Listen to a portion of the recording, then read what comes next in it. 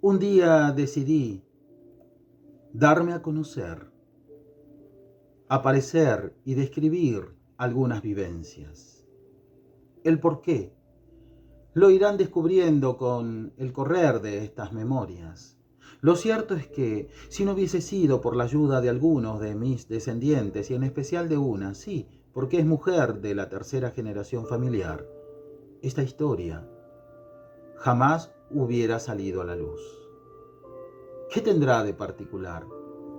Tal vez sea similar a otras, pero aquí es importante detallarla por la necesidad de saber y a la vez por la dignidad de cada uno de los que vendrán detrás de mí. Desde mis discernimientos, conjeturo que se trata de principios y de un derecho a la identidad, dar a conocer qué, cómo y quiénes nos precedieron en el camino de la vida. No solo por ese derecho intrínseco, sino también por la certeza en los datos que dará a conocer nuestros propios orígenes familiares. Por eso, trasladarles estas crónicas dignifica, reconforta, enaltece y consiente que el linaje indique aquellas pequeñas y grandes cosas que me sucedieron y tal vez así me conozcan. Pero también para entender todo lo acontecido desde 1941, cuando desde mi deber, responsabilidad y oficio, las circunstancias me exigieron participar en un conflicto bélico, afrontar las penurias que esto provoca e inmerso en el dolor, porque así fue mi vida. Desde mi nacimiento no conocí el sosiego. Durante mi infancia fui testigo de controversias y desavenencias entre adultos.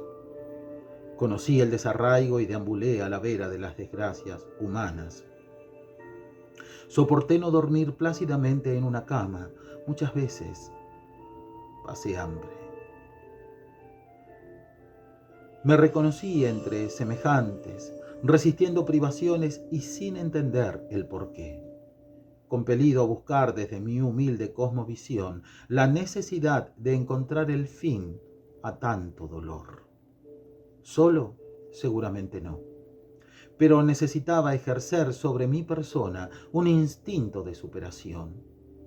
La idea de vivir sin paz representaba en sí misma un tormento que solamente quienes transitamos aquellos terribles y espinosos escenarios de guerra y hostilidad podemos entender.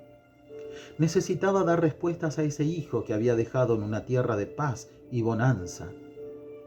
Pero luego de alejarme, mi sangre, mi progenie y un sinnúmero de pensamientos cruzados me devolvieron a Europa para participar una vez más en otro enfrentamiento bélico.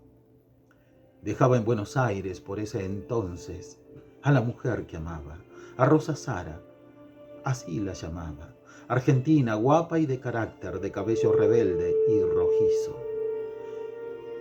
Quedaría junto a ella José Pilades, mi hijo. Mi progenitor se llamaba José y mi madre, Ana. Aún no sé por qué no lo bauticé con el nombre de mi padre. Quizá con la esperanza de que en el futuro un nieto llevara su nombre. El destino hizo esto posible y en 1961 nacería José Luis. Mi mente elaboraba pensamientos e ideas sin tregua, maduraciones distintas que enturbiaron y algunas veces apagaron mis sueños. Desde la penumbra de mis reflexiones sentía tener un deber con la humanidad. Aspiraba a cruzar el horizonte y así lo hice. Desde las riberas del Plata partí en un buque neozelandés, el Rajintata. Rajintata es un electorado en la isla sur de Nueva Zelanda. Existen registros que adjuntaré donde reflejan mi número de pasajero, 148. Documento histórico que atesoro de aquel acontecimiento que marcaría la vida de todos los que en esta historia menciono. No sin antes pensar en el reencuentro con mi hijo, al que solo pude acariciar durante casi 2 años.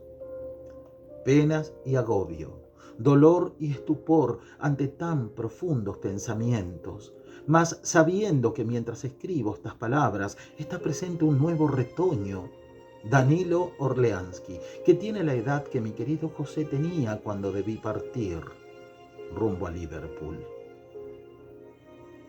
Nací en un territorio que hoy es la actual ciudad de Przemyśl, al sureste de Polonia, Europa Central, en el año de Nuestro Señor de 1907, un 16 de junio.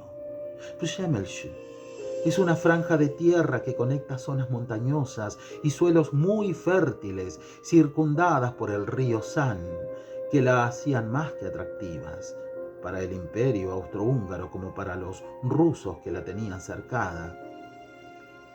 Las diferentes potencias estaban interesadas en las tierras de Silesia. Silesia es un territorio histórico de Europa Central que hoy está situada íntegramente en Polonia, con pequeñas partes en la actual República Checa y Alemania. Aquella Alemania desesperada que intentaba plasmar una fuerte impronta industrial que para la época era más que significativa para cualquier nación con propósitos personales y ambiciosos. Su geografía era beneficiada con esas posesiones ideales y generosas para los distintos cultivos, agradables a la vista y al olfato por sus aromas indescriptibles, pero también así se había convertido en una zona de conflictos beligerantes.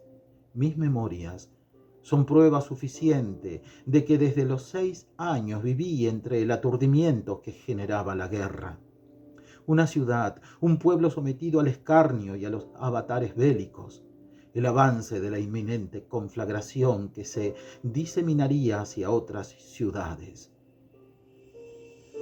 Porque tanto los alemanes como los austríacos y rusos nos sometieron, no sin antes dejar a nuestro pueblo en ruinas.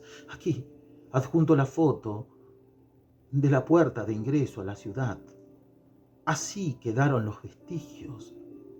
Difícil resulta enumerar la cantidad de víctimas fatales producto de los enfrentamientos hasta tiempos de posguerra, que a su fin, pero con el comienzo de la Guerra Fría, que imponía tensas discusiones y tratados sobre de cuáles territorios se quedaba cada quien como trofeo, no resultaría fácil la tan ansiada reconstrucción de posguerra. No se contó entonces con un plan Marshall que generara que una nación se hiciera cargo de la indemnidad tanto material como humana, resultado común provocado por las miserias de la beligerancia. Cuando todos los discursos apuntan a escuchar y parafrasear a grandes estadistas con disertaciones retóricas vacías y que no brindan solución. Tal vez sea ese el comienzo del hartazgo por el cual muchos deambulamos, llevando a cuestas nuestras pérdidas y dolores. En tanto, los sobrevivientes ambicionábamos buscar el descanso reparador y ansiábamos apartarnos de tanto sufrimiento. Allí vivimos y como consecuencia de estos apremios nos exigió el traslado y por ende el desarraigo primigenio, el exilio. Nos apartó de nuestro pueblo. Así fue mi vida en mis primeros años. No tuve esa tan ansiada paz hasta pasado el año 1945, cuando culminó la Segunda Guerra Mundial. Este texto maravilloso pertenece a la autoría de nuestro colega y compañero José Luis Orleansky, Memorias de su abuelo, escrito que tengo que agradecer a José Luis me haya facilitado tan solo para hacer algunas pequeñas correcciones. Pero en el devenir de la lectura emociona profundamente, sobre todo el hecho de pensar, de alcanzar a la memoria historias desconocidas, una historia de vida de su abuelo. Así que, José Luis, muchísimas gracias por permitirme participar de tus emociones y memorias